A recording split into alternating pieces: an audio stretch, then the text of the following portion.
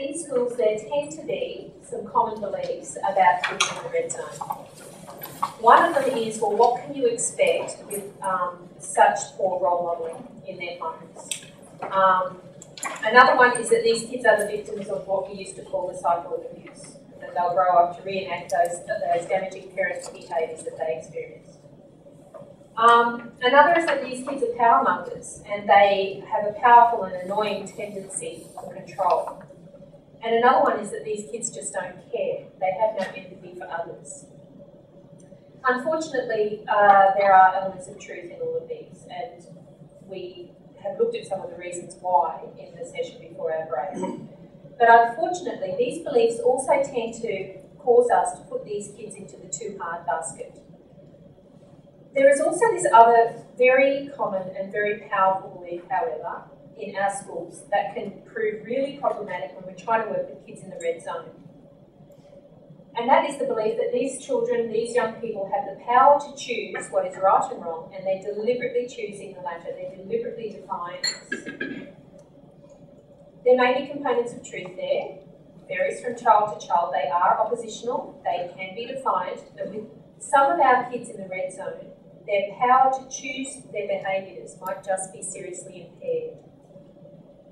Now, this belief that they have the power to choose is also connected to a range of other beliefs. The ones in aqua there are the ones I refer to as the rights beliefs. These are a series of beliefs that often are connected to that top one. The first one, you'll hear it regularly. Going to any staff room, you'll hear this one. People speak about it all the time. It's the rights of the majority over the rights of the one, or the rights of the few.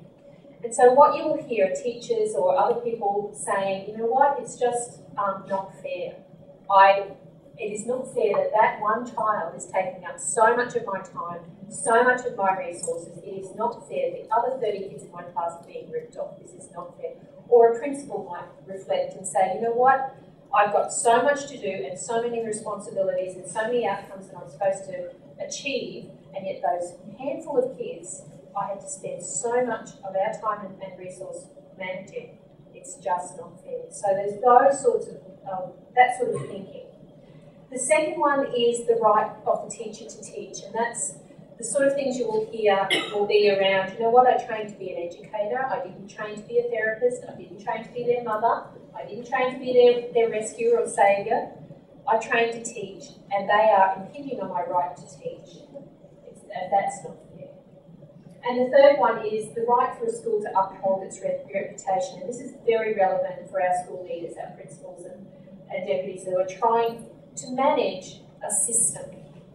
And these young people can impact upon that. They can, if the school's reputation is impacted upon, then that could make families leave the school. You lose families from the school, that can impact on the resourcing you get from the school. You lose enrolment.